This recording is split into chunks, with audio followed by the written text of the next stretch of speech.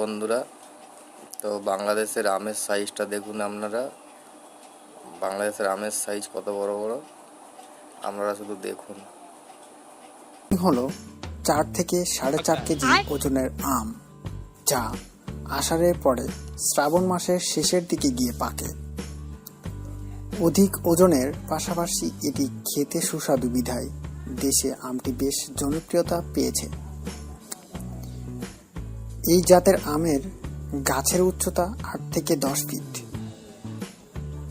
বৈশাখ থেকে আষাঢ় মাসের মধ্যে এই জাতের চারা রোপণ করতে হয়।